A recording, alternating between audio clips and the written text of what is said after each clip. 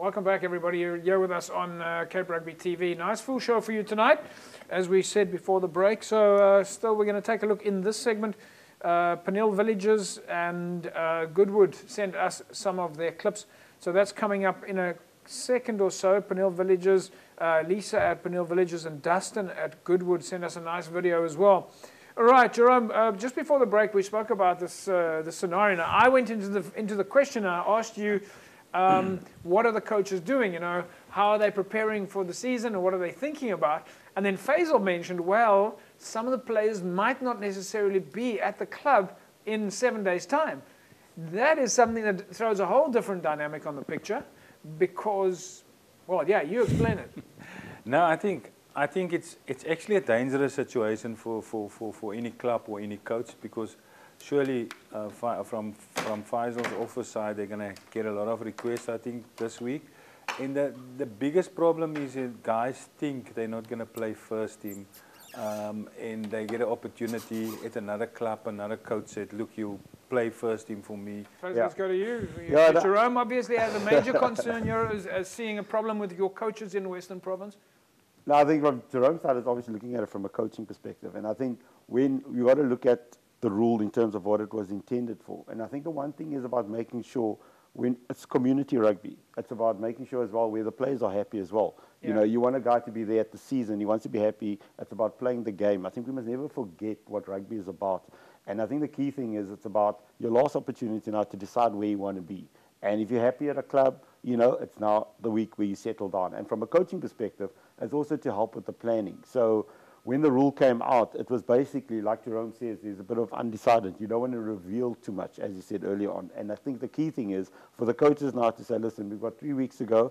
We now need to settle in. We now can focus on what we need to do with regards to your planning, your moves, your players, that type of thing. So it's 50-50.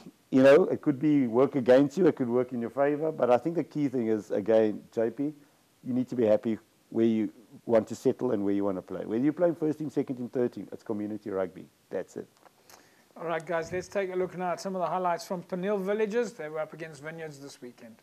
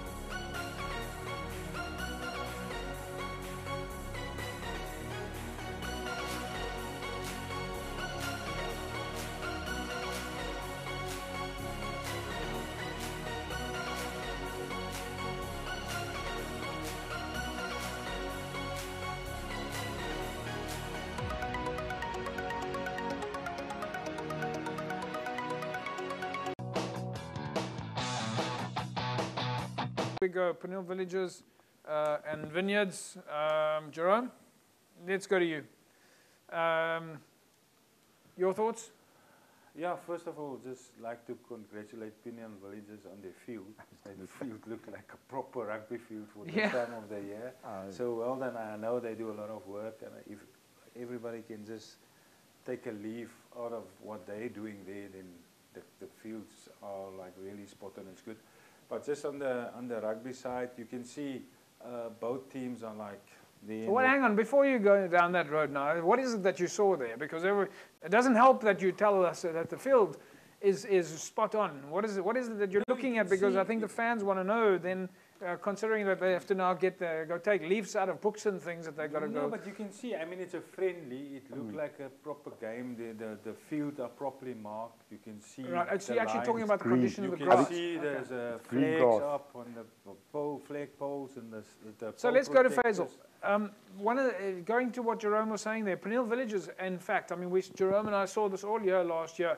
Pniel Villages seems to have a breath of fresh air in the last 2 years. No, 100%. I think latching on what Jerome has said as well, before you even said something, I looked at it and I firstly had to look and see which field it was and where they were playing. But I think, green grass at Pniel is very, I wouldn't say rare, but, it's a field that you struggle with when it's winter and it rains and it's waterlogged. And, we have a number of problems in that. I mean, I've played a couple of times on that field as well where the field has been waterlogged. But I think the one thing, if you look at the field like Jerome says, that's what, rugby is about in the community. The setup is great. So do you think that the field is looking good because the club did it or because one of the municipalities did it? So whoever did it, I think depend? whether the club did it, whether the municipality did it, the club was on top of it. And I think it's about the planning and prep for the season. So, we chatted earlier about the coaching and the planning. It's also got to do with the administrators and the planning. So many of the clubs rely on the city around the maintenance and that. But if you're not going to sit on them, nothing's going to happen, unfortunately. Right. So I must, take my hat off to Pniel, like Jerome says. I think the field looks great. The poles and everything is up. I think also from the club side, the way the club is operating, there's a lot of stuff happening. They've got their sevens. They had, there's a lot of activity and vibe and hype that's going in the club. So it's great to see, and especially from Pniel, which is a community, it's great to see that, the community is involved and the club is going forward. But Jerome, we did see a lot coming in last year from Pniel Villages. They sent in their team photographs, they sent in their competition information, they're updating on scores and results. It's that sort of interaction where, like Faisal said, club has to stay on top of it. But it does seem like they've appointed somebody, in this case Lisa, that is doing so much work at Pniel Villages. Yeah, it's her and obviously Winston.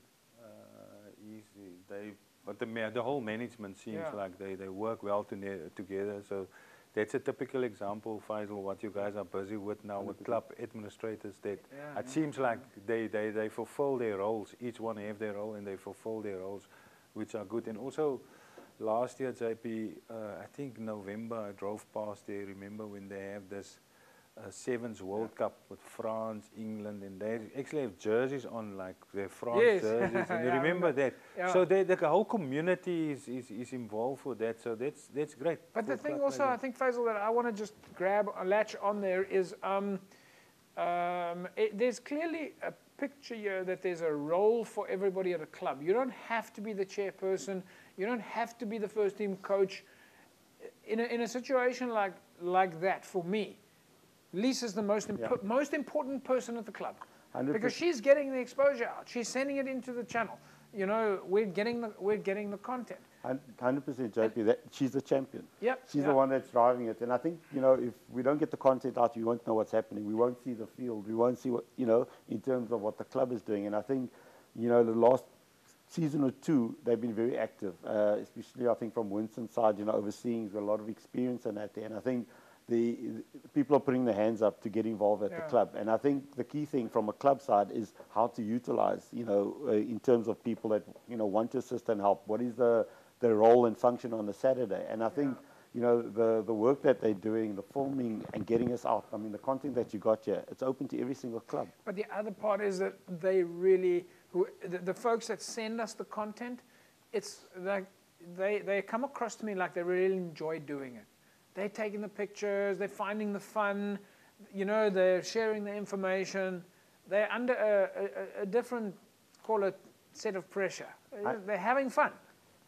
It's a responsibility that they have, that have been given to them. They've clearly defined what their roles, function, responsibility is at the club. I mean, I know with Lisa, they constantly on Denzel's case, making sure the club is up to date, making sure stuff is happening. And I think from the union side, we appreciate that as well, where you have that go-to person that stuff is going to happen, that you pick up the phone, things will happen. You pick up the phone to Winston, you need this, you need that, stuff happens. And I think it makes our life easier. Well, that's exactly what we need, folks. And I think that Every club is always driven by people who enjoy their work, have fun with it, and I think that in the media content creation side of things, that's the easy part, because you're always looking for the smile, you're looking for the fans, you're looking for something that brings your community to life in terms of telling the story. And there's nothing more fun than telling the story. All right, we're going to take a break, and then when we come back from that, we'll carry on telling the story.